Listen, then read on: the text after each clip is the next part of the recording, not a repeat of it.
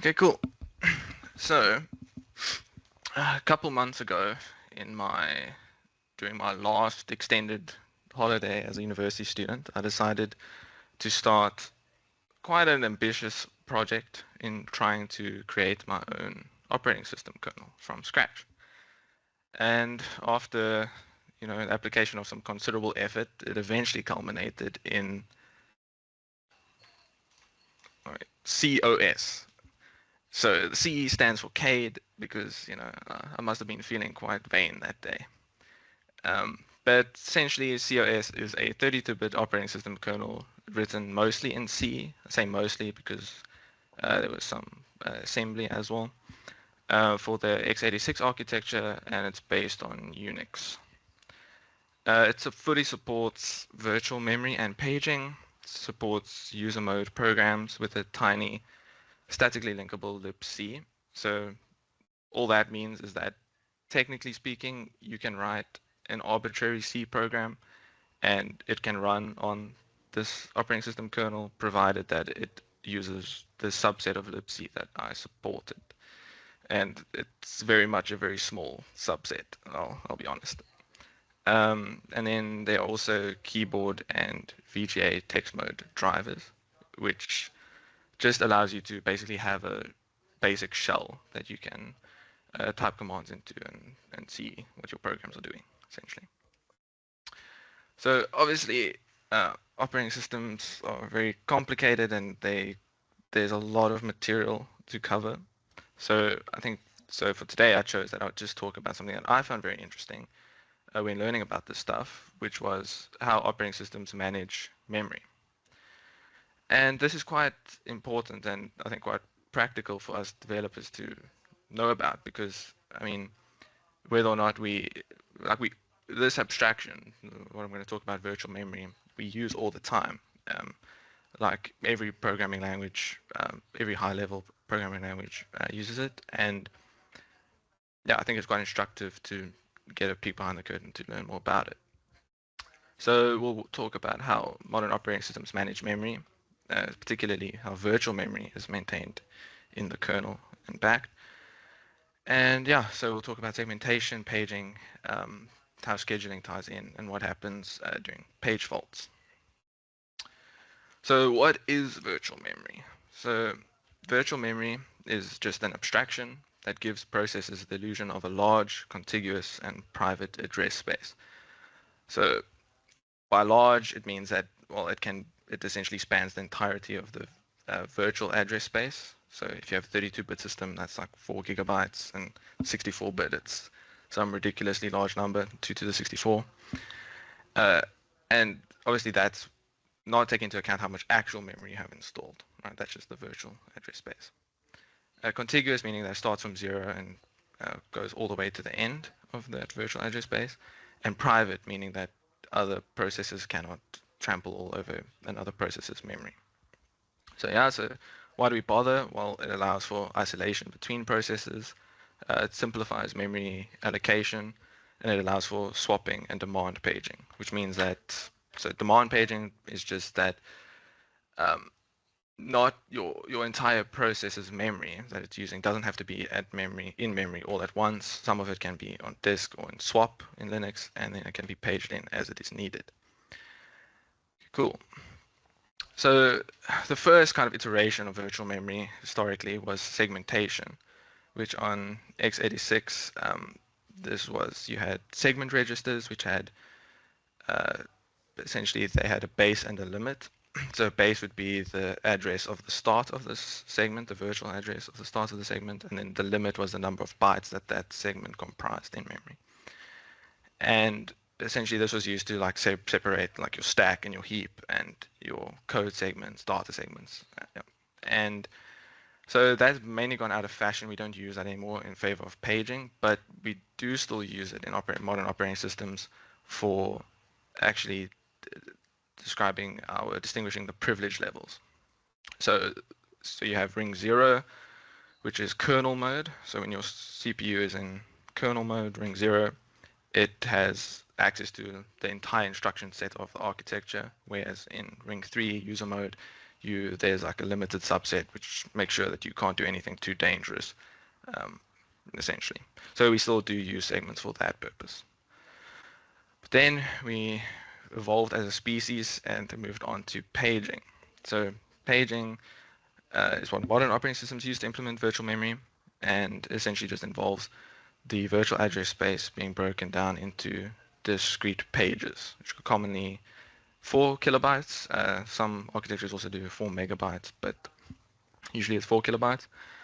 And each page maps to some physical page frame in physical memory. And that mapping is defined in something called a page table, which is a data structure that is managed per process. So a little bit more on that. So each process has a data structure in the kernel that represents it fully and has all the metadata associated with that process. In Linux, that is the task struct.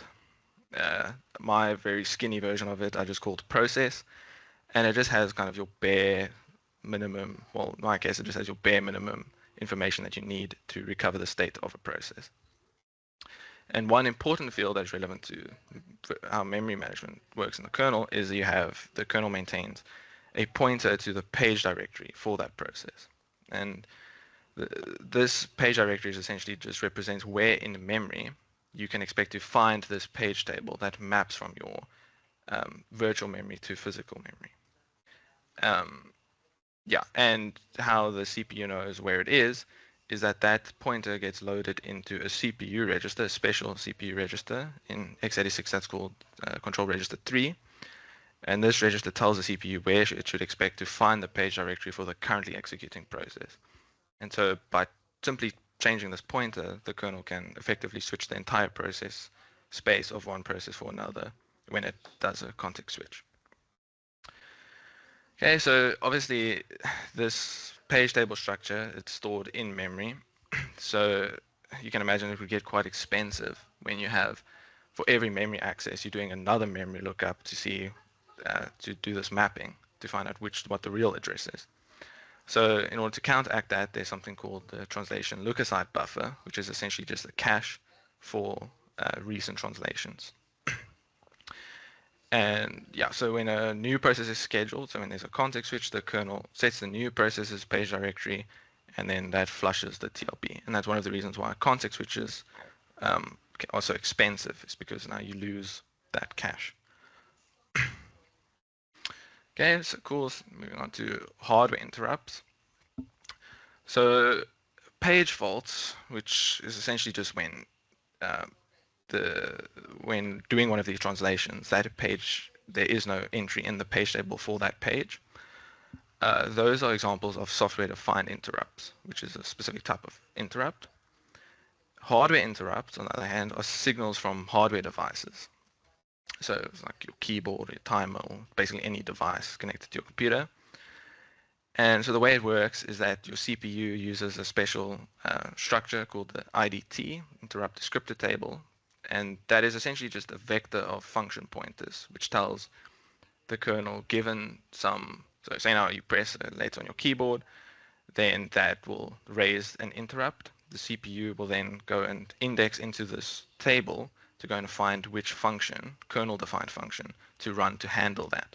So it's essentially just like a fancy, not even a fancy, it's literally just an event handler that is managed by the kernel that allows you to react to hardware signals or device signals.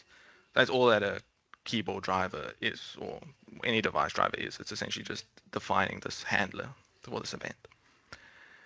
And you also have software-defined interrupts, which is like this page fault, which you can then define programmatically, which you can then raise these interrupts at will, and then the kernel will trap to them and find the correct handler to run.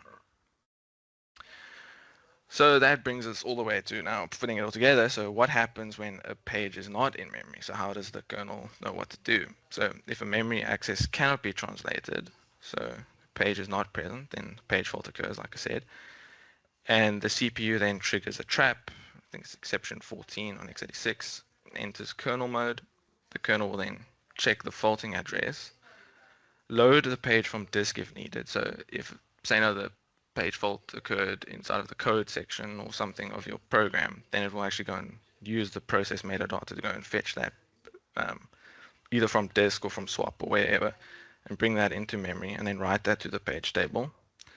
Or if it happened on the heap or the stack, and it's like the stack is now grown or it's a new heap allocation, then it will allocate a blank page from the kernel's internal slab allocator.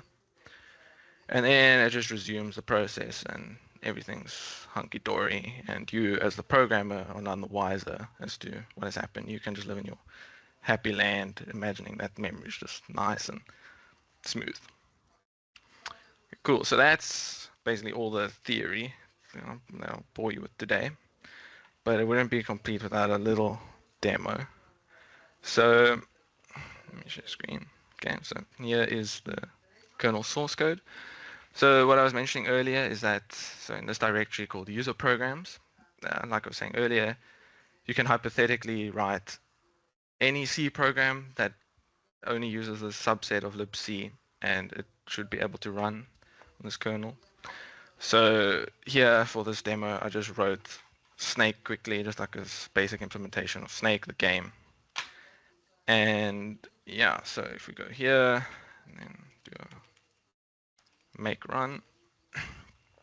Yeah, so the final build artifact is a bootable ISO. That grub, this is just normal Linux grub, can detect as a bootable image.